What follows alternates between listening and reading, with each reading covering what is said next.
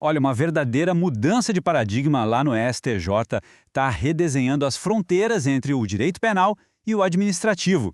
E nesta nossa análise a gente vai mergulhar fundo para entender o que essa decisão significa na prática.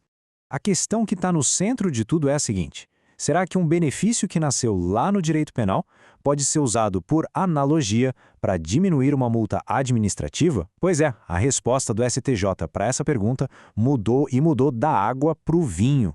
Para a gente conseguir entender essa reviravolta, vamos seguir um caminho bem claro. Primeiro, o caso que deu início a tudo, a disputa entre um Inmetro e um supermercado. Depois, a gente olha para a regra antiga do STJ. Na sequência, a grande virada com o tema 1199 do STF. Aí sim, a gente chega na nova regra do STJ, faz uma análise jurídica mais detalhada com as exceções e, por fim, os impactos e os pontos-chave de tudo isso. Então vamos lá. Tudo isso começou com uma briga que, à primeira vista, parecia bem comum, sabe? Uma disputa entre o Inmetro e uma rede de supermercados. Mas foi essa disputa que acabou provocando a reanálise de uma jurisprudência que já estava consolidada há anos. Vamos imaginar a cena. Um fiscal do Inmetro vai a um supermercado e encontra vários produtos com o mesmo problema: falta de indicação de quantidade. Resultado: várias multas. A empresa, o Intercontinental, em vez de pagar tudo separado, foi à justiça e disse: olha, essas infrações são todas da mesma natureza, aconteceram no mesmo contexto, é uma continuidade. E o que aconteceu?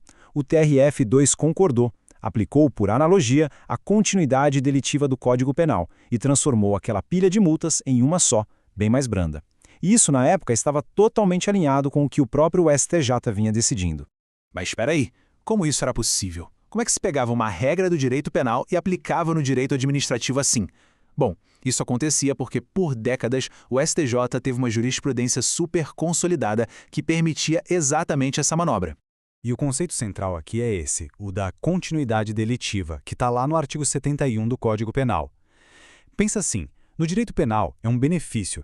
Se a pessoa comete vários crimes da mesma espécie, nas mesmas condições de tempo, lugar, maneira de execução, em vez de somar as penas de cada um, o que daria uma pena gigante, a lei permite aplicar a pena de um só dos crimes com um aumento.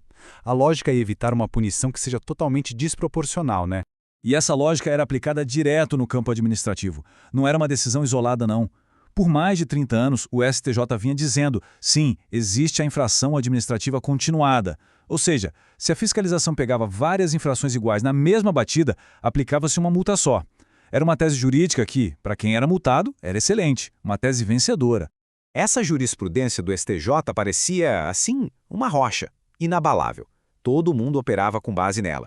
Até que veio uma decisão do Supremo Tribunal Federal, STF, que foi o verdadeiro ponto de virada. Um precedente vinculante que redefiniu as fronteiras entre esses ramos do direito. E aqui tem um detalhe fundamental. Quando o STF julgou o tema 1199, ele não estava falando diretamente de continuidade de infração administrativa. O assunto era outro, era sobre improbidade administrativa. Só que o impacto foi indireto, mas devastador para a tese antiga, porque o Supremo estabeleceu ali uma regra geral, um paradigma, sobre como os diferentes ramos do direito sancionador devem conversar entre si. E aqui, olha só, está o pulo do gato. A tese do tema 1199 diz, com todas as letras, que um princípio do direito penal, como o da retroatividade da lei mais benéfica, não se aplica automaticamente em outros campos, como o da improbidade, se não houver expressa previsão legal. O STF basicamente construiu um muro, afirmando a autonomia do direito administrativo sancionador. A mensagem foi clara: quer importar o Instituto do Direito Penal? Ótimo, mas a lei administrativa tem que autorizar isso expressamente. Sem essa autorização, não pode. Ok, então com essa nova diretriz do STF, que é vinculante, o que aconteceu quando o tema da continuidade infracional voltou para o STJ? Como o tribunal reagiu? Bom, a resposta veio no julgamento do AESP 2642.744 e foi um alinhamento total à nova orientação do Supremo. Então, voltando àquele caso do Inmetro contra o supermercado, o STJ aplicou exatamente esse novo raciocínio. A ementa do julgado é claríssima. O Supremo Tribunal Federal, no julgamento do tema 1199, estabeleceu que a aplicação de institutos do direito penal é admitida apenas quando houver previsão expressa em lei. Foi uma virada de 180 graus. O STJ, de forma explícita, abandonou uma jurisprudência que ele mesmo construiu por mais de 3 décadas.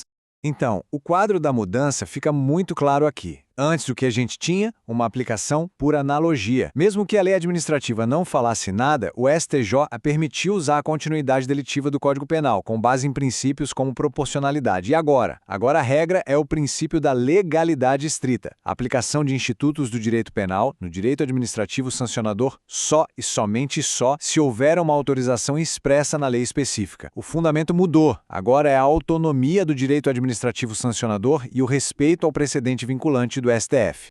Certo, mas para a gente entender essa nova regra a fundo, vamos olhar a base jurídica dela. E, o mais interessante, uma exceção que, na verdade, só confirma essa nova regra. A lógica agora pode ser resumida assim. A gente tem a continuidade infracional, cuja fonte é o Código Penal, lá no artigo 71. Só que, para aplicar isso no direito administrativo, a gente esbarra em duas barreiras. A primeira é o precedente vinculante do STF, o tema 1199, que veda essa transposição automática. A segunda é o princípio da legalidade estrita. No caso do Inmetro, por exemplo, a lei que rege o tema, a Lei 9.933 de 99, simplesmente não prevê esse instituto. Logo, o STJ, no ARESP 2642-744, seguindo o STF, negou a aplicação. E para não ficar nenhuma dúvida, olhem só esse caso da ANAQA, a Agência de Transportes Aquaviários. A nova regra geral é, sem previsão em lei, não se aplica a continuidade delitiva. Ponto. Só que nesse caso específico da ANAQA, julgado no RESP 2,087677, a lei do setor, a lei dos portos, de 2013, autorizava expressamente a aplicação do Instituto. E qual foi a consequência? O STJ aplicou a continuidade infracional. Por quê? Porque havia autorização legal. Ou seja, esse caso funciona como a exceção que confirma a nova regra. Tudo depende unicamente de existir uma autorização legislativa expressa. Diante de tudo isso, o que muda na prática? Quais são os impactos e os pontos-chave que quem atua no direito precisa ter no radar? Bom, primeiro, acabou aquela aplicação por analogia da continuidade delitiva sem base em lei. Essa tese de defesa, que era muito comum, não funciona mais. Segundo, há um fortalecimento gigantesco do princípio da legalidade estrita no direito administrativo sancionador. Terceiro, e talvez o mais importante do ponto de vista teórico, é a consolidação da autonomia do direito administrativo sancionador em relação ao direito penal. E um ponto crucial, a partir de agora a análise tem que ser micro, caso a caso. É preciso olhar a legislação específica de cada setor para ver se existe alguma previsão de um benefício como esse. E vale um último destaque. Essa decisão não foi unânime. O voto vencido da ministra Regina Helena Costa mostra que o debate foi intenso e profundo, o que ressalta o tamanho da mudança e que talvez o tema ainda possa ser rediscutido no futuro. Então, fica a reflexão. Com essa crescente autonomia do direito administrativo sancionador, que outros institutos que a gente tradicionalmente importava do direito penal vão ser repensados? Essa decisão fecha uma porta, mas talvez abra várias outras janelas de discussão.